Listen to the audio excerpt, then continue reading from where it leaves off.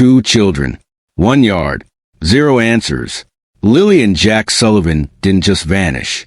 They were swallowed whole by a silence so complete, so absolute, that 9 months later, investigators are still choking on it. This isn't your ordinary missing persons case. This is a powder keg with a lit fuse, buried under layers of secret so thick, so suffocating, that every new revelation doesn't bring clarity. It brings more darkness.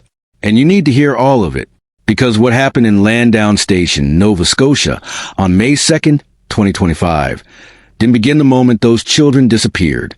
It began long before, in whispered arguments, in financial desperation, in a household carrying weight that no walls could contain. The disappearance was just a moment everything finally exploded. 6-year-old Lilly Sullivan, curly hair, bright eyes, the kind of giggle that fills a room and refuses to leave it. 4-year-old Jack, pure electricity in a small body, the kind of child who never walks when he can run, never speaks when he can shout. Together, they were chaos and sunshine wrapped in 2 tiny human beings. Then, on an ordinary Saturday afternoon, they were simply gone. No screams tearing through the neighborhood. No signs of struggle carved into the ground. No footprints leading somewhere, anywhere, into the tree-line. Nothing. Their mother, Malia Brooks Murray, and stepfather, Daniel Martell, were supposedly present, watching the children alongside their infant daughter, Meadow. And then came the call to the Royal Canadian Mounted Police, and with it, absolute pandemonium. Search teams flooded the dense Nova Scotian wilderness. Drones carved through gray skies like mechanical hawks. Volunteers waded through mud and undergrowth knee-deep, driven by desperation and community love. The search was relentless, massive, heartbreaking in its urgency. But here's where this story takes its first sharp turn. No Amber Alert was issued. No nationwide emergency alarm jolted Canadians out of their routines. Why? Because the RCMP claimed there was no confirmed proof of abduction. No evidence that anyone had taken these children by force. And so, while 2 small children remained missing, the official machinery moved cautiously, deliberately, frustratingly slow. 9 months later, February 2026, the case continues bleeding. Over 700 leads have been chased down and dissected, polygraph examinations administered, bank records pulled apart, GPS trails reconstructed, forensic teams deployed again and again into the same dense, unforgiving terrain. And yet, Lilly and Jack Sullivan remain ghosts. Absent from the world, they lit up so completely. Their grandmother, Cindy Murray, still hears Lily's laughter echoing in quiet moments, still remembers Jack's relentless, boundless energy. Now, those echoes are all she has. The family is surviving, just barely, day by day, hour by hour, gripping a thread of hope that grows thinner with every passing week. Then, January 2026, everything detonated. Unsealed court documents hit the public like a thunderclap. What emerged from those filings wasn't just surprising. It was earth-shattering. Financial devastation. Explosive arguments. Credible, documented allegations of physical violence and abuse. And at the center of it all, Daniel Martell, painted not as a grieving stepfather, but as a volatile, dangerous presence inside that home. This was not a peaceful household, quietly unraveling under grief. This was a pressure cooker sealed shut, temperature rising daily, steam with nowhere to go. So now the question doesn't just ask where Lilly and Jack are. It demands something far harder to answer. What were they running from? Did 2 small children wander into the wild, driven by fear of what lived inside their own walls? Were they taken by someone lurking beyond the yard, exploiting the chaos of a family already fracturing? Or did something unthinkable unfold inside that home? Something so catastrophic that a disappearance became the only story anyone could tell? The RCMP continues searching. Cadaver dogs redeployed. $150,000 reward dangling in the air, daring someone with knowledge to break their silence. But silence is stubborn. And in this case, it is deafening. The fuse was lit long before May 2nd. The explosion is still happening. And the storm gathering around this case has only just begun to show its full, terrifying size. Stay with this, Because what comes next will shake you. What if the most dangerous place those children occupied wasn't the woods behind their house? What if it was inside? January 2026 didn't just bring cold weather to Nova Scotia. It brought documents. Court documents, freshly unsealed, that cracked this case open like a fault line splitting the earth beneath our feet. What poured out wasn't grief or sympathy. It was gasoline thrown directly onto an already smoldering investigation. Here's what those filings revealed. On May 9th, 2025, just 7 days after Lilly and Jack vanished, their mother, Malia Brooks Murray, sat across from investigators and spoke. What she described dismantled the image of a simple, struggling family shattered by tragedy. According to those documents, she described Daniel Martel in terms that investigators could not ignore. Violent, unpredictable, a man capable of transforming ordinary domestic moments into something terrifying. She alleged financial pressure, so crushing it had become its own form of violence inside the household. Unpaid debts, spiraling obligations, money arguments that escalated past words and into something physical, something visceral. She alleged that Martel had pinned her down, that his hands had found her throat, that she had seen black spots blooming across her vision before the pressure released. And she alleged this happened within earshot of the children. Read that again. Within earshot of Lilly and Jack. This wasn't described as an isolated explosion of rage. It was described as a pattern. Repeated confrontations. Escalating fury. Tension reconstructed brick by brick every single day through financial desperation and simmering resentment. Experts in domestic violence and child psychology are unambiguous on what this kind of environment does to young children. It doesn't just frighten them. It rewires them. It teaches them that home is not safety, that the people meant to protect them are themselves the source of danger. In households shaped by that kind of instability, children run. They hide. They make decisions with small, terrified minds that lead them into places adults would never consider.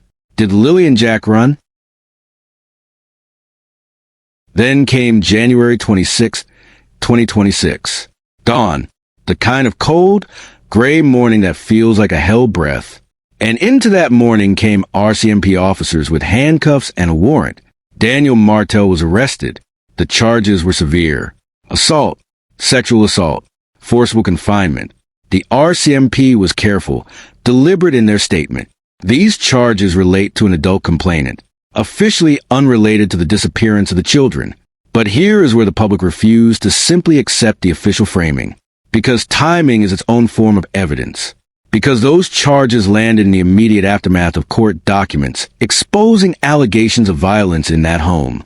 Because the unsealed filings and the Dawn arrest arrived in the same terrifying chapter of the story. And because when you line up the sealed polygraph results, the bank records under scrutiny, the forensic questions still unanswered, and that single boot print discovered near the yard, still unmatched, still unexplained, the picture that emerges is one that refuses to sit still. Criminologists and behavioral experts agree on a fundamental truth that gets repeated in cases like this. Violence inside a domestic environment doesn't just hurt the people directly targeted. It contaminates everything. It alters timelines. It creates desperate, unpredictable behavior. It leaves fingerprints on the narrative even when investigators can't find them on physical surfaces. The RCMP intensified their search response. Cadaver dogs returned to the terrain. Fresh sweeps ordered. Over 1,000 tips processed. 75 interviews conducted. Thousands of hours of video footage analyzed across multiple provincial jurisdictions. And March 2nd, 2026 loomed ahead. A scheduled court date in Pictou Provincial Court. A date with the potential to crack this case sideways, or become another sealed door in a hallway already full of them. The community of Nova Scotia didn't wait for courts or investigators. Vigils multiplied. Posters covered every surface. Online search communities grew massive and relentless. $150,000 in reward money waiting for one person with the courage or the conscience to speak. Because someone knows something. Someone always does. The question tearing through this investigation isn't just what happened to Lilly and Jack Sullivan. It's who is protecting the answer and why. 9 months of searching. 9 months of silence. and the investigation still refuses to die. February 2026, National Missing Persons Day, a date that carries weight in any year, but this year it carried something extra, something heavier, because on this day, the RCMP stepped forward and pulled back the curtain on the staggering scale of what this investigation had become. The numbers they revealed didn't just inform the public. They exposed the brutal, grinding reality of a case that has consumed enormous resources, enormous manpower, and enormous hope, and still produced no definitive answers. Over 1,000 tips received and processed. 75 individual interviews conducted across multiple jurisdictions. Thousands upon thousands of hours of video footage analyzed frame by frame. Units pulled from provinces beyond Nova Scotia, converging on this case with a full weight of coordinated law enforcement effort. Woods searched, wetlands combed, rivers examined with technology, and with human eyes willing to see what no one wants to find. Cadaver dogs redeployed into terrain already searched before, because investigators aren't just looking for two missing children anymore. They are hunting for certainty itself, for one definitive piece of physical evidence that transforms this case from a missing persons investigation into something that demands a different, harder response. And still, officially, it remains a missing persons case, not a criminal investigation, not a homicide inquiry. Still bound, still constrained, still operating beneath the framework of the Missing Persons Act. And that designation has become its own source of public fury.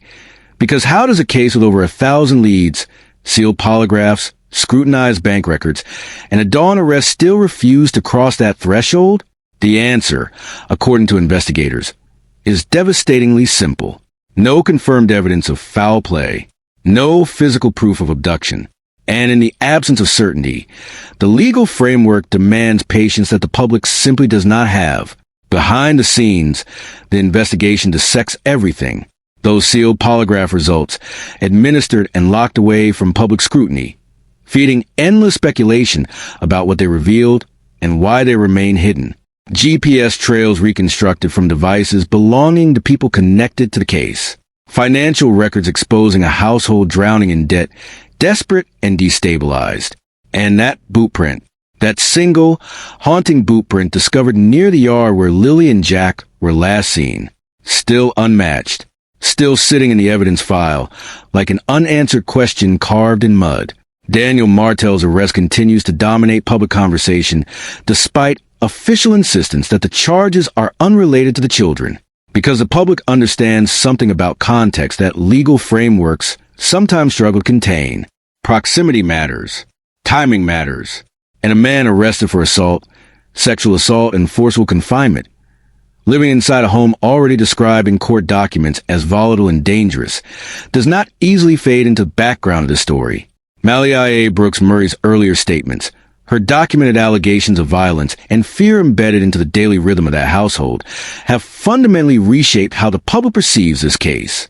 The image of a family shattered by a random, inexplicable disappearance has been replaced by something far more complicated, far more disturbing. Did chaos, genuine, escalating, suffocating domestic chaos, drive Lilly and Jack into danger? Or is an investigation missing something entirely? Something outside the household, outside the known narrative, lurking in the spaces between confirmed facts? The community refuses to accept silence as an answer. Vigils burn across Nova Scotia with ferocity that months of frustration have only intensified. Online search communities number in the thousands, driven by grief converted into action. Posters bearing Lily's curls and Jack's wild energy still plaster walls and windows across the province, fading slightly at the edges now, but refusing to disappear entirely.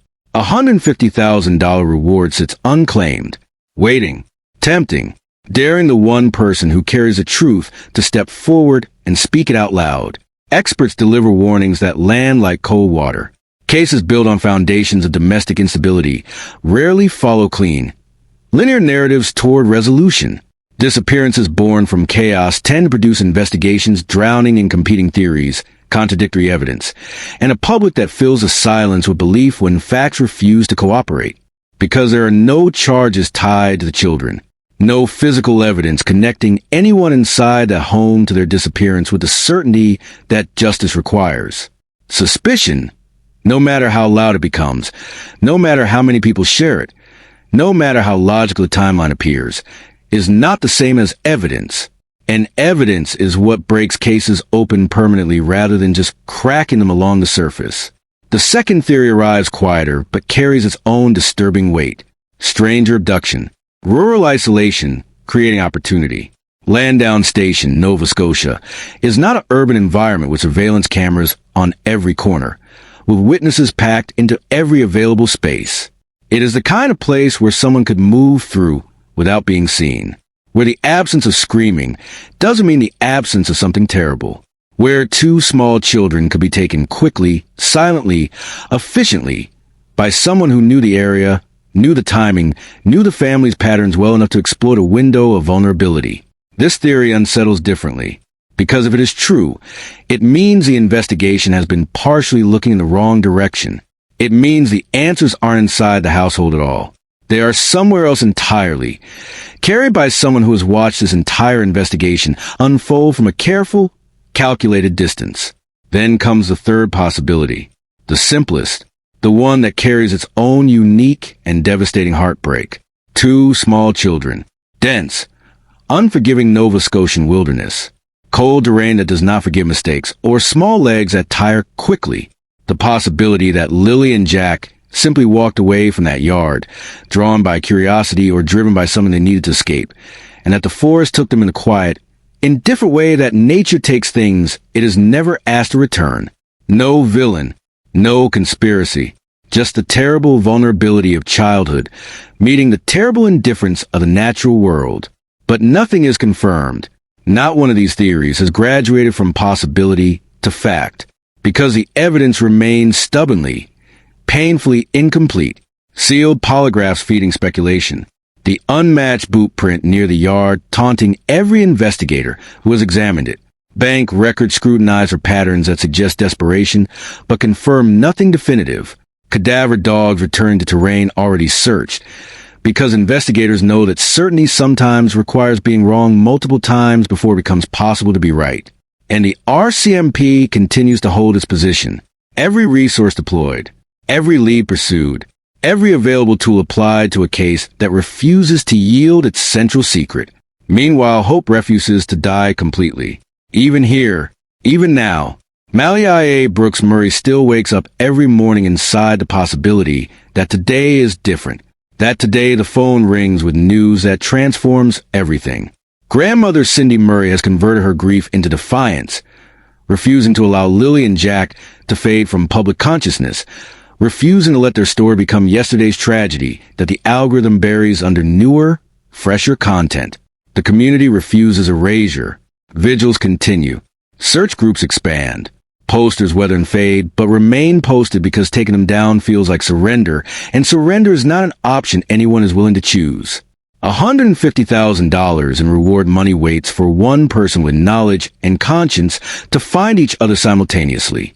History has taught investigators and families a brutal, non-negotiable lesson about cases like this one. Some break suddenly, dramatically, without warning. On the back of a single tip, a single piece of evidence, a single person who finally decides the weight of what they know is heavier than the risk of saying it out loud. Others refuse resolution for years, for decades, some forever. And the not knowing, the permanent unresolvable suspension between those two possibilities, is its own form of devastation that never fully heals. So the investigation burns on. The community holds on. The family endures. And somewhere between all the theories and all the silence, two children wait to be found. Lilly Sullivan, Jack Sullivan, still missing, still searched for, still loved with ferocity that 9 months of absence has done nothing to diminish. The answers exist. Somewhere, in someone's memory, in someone's conscience, in a piece of physical evidence that hasn't been found yet or hasn't been recognized for what it is. Truth is patient. But it is not permanent. Eventually, under enough pressure, it surfaces. And this case is building pressure every single day. What if the ending to this story hasn't been written yet? What if the final chapter is still waiting for the one person with the courage to speak? Because this is where we arrive after 9 months, after 1,000 tips, After cadaver dogs and drone searches and sealed polygraphs and unsealed court documents and a dawn arrest and a community that refuses to stop searching, we arrive at the most uncomfortable place any investigation can reach. The place where facts have stalled completely, and the only thing still moving is a desperate, relentless human need for resolution. We need to say clearly what this case is and what it is not. It is not solved. It is not closed. It is not a story with conclusion waiting to be revealed on the next page.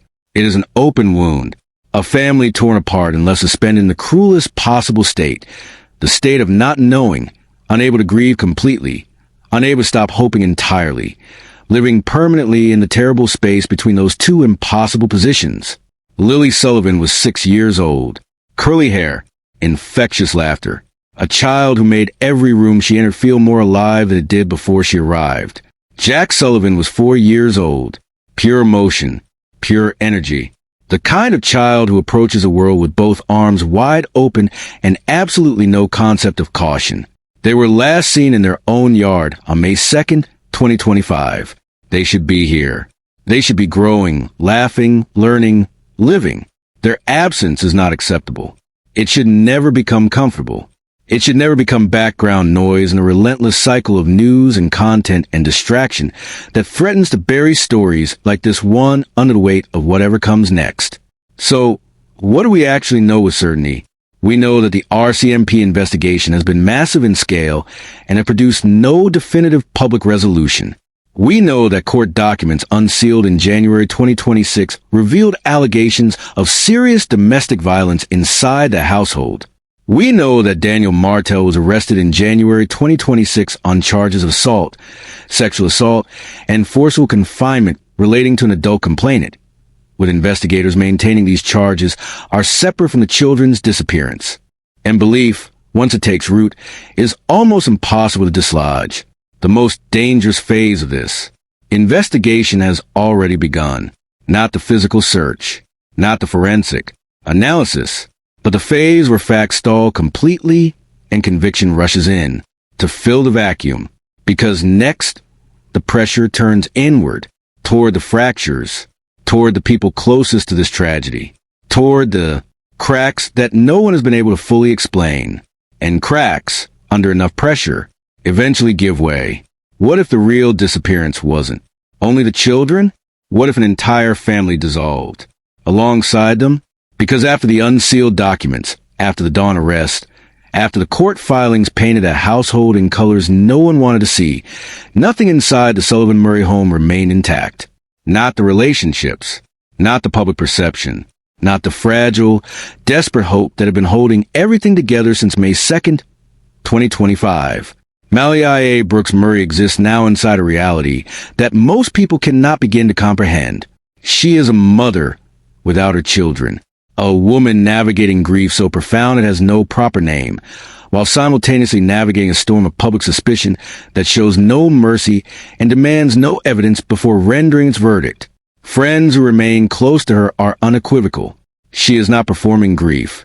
She is consumed by it, destroyed and rebuilt daily by the unbearable weight of not knowing where her children are, whether they're cold, whether they're frightened, whether they are anywhere at all.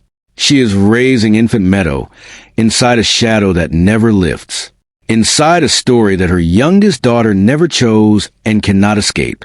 Meadow will grow up inside the absence of Lilly and Jack.